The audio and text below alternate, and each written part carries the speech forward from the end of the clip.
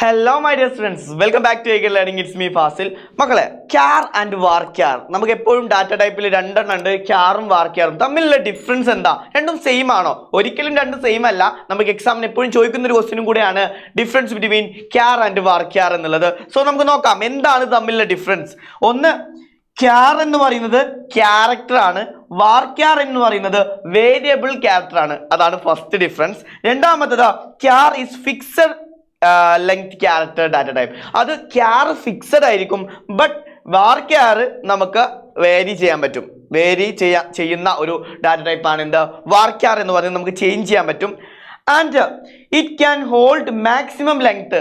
char ആണെങ്കിൽ 255 ആണ് maximum length characters വരുന്നത്, 255 ക്യാരക്ടേഴ്സ് ആണ്.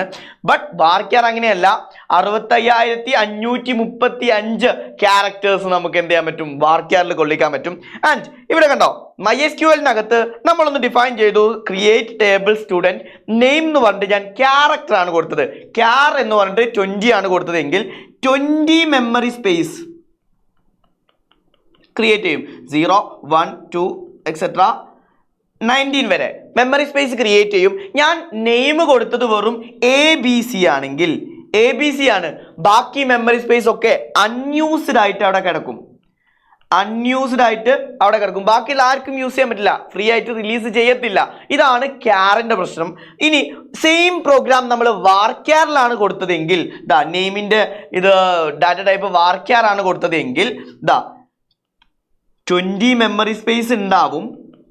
0 1 2 എക്സെട്ര 19 വരെ ഉണ്ടാവും. അവിടെ നമ്മൾ കൊടുത്ത നെയിം ABC ആണെങ്കിൽ ബാക്കിയുള്ള മെമ്മറി സ്പേസ് ഒക്കെ ഫ്രീ ആയിട്ട് വിടും. char-ൽ അങ്ങനെ ഫ്രീ ആയിട്ട് വിടില്ല, ലോക്ക് ചെയ്ത് വെക്കും, വേറെ ആർക്കും യൂസ് ചെയ്യാൻ പറ്റില്ല. പക്ഷേ varchar അങ്ങനെയല്ല, നെയിം നമ്മൾ സ്ട്രിങ് എത്രയാണോ കൊടുത്തത് അത്രയും കൺസ്യൂം ചെയ്തിട്ട് ബാക്കി ഫ്രീ ആയിട്ട് വിടും. ബാക്കി ആർക്ക് വേണമെങ്കിലും ഫ്രീ ആയിട്ട് എടുക്കാൻ പറ്റും.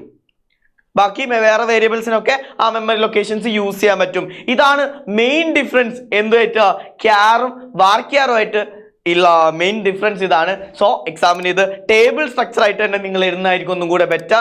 സോ ഫുൾ മാർക്ക് നിങ്ങൾക്ക് അതിൽ വാങ്ങിക്കാൻ പറ്റും. നെക്സ്റ്റ് വീഡിയോയിൽ കാണാം. അതുവരെ ബൈ.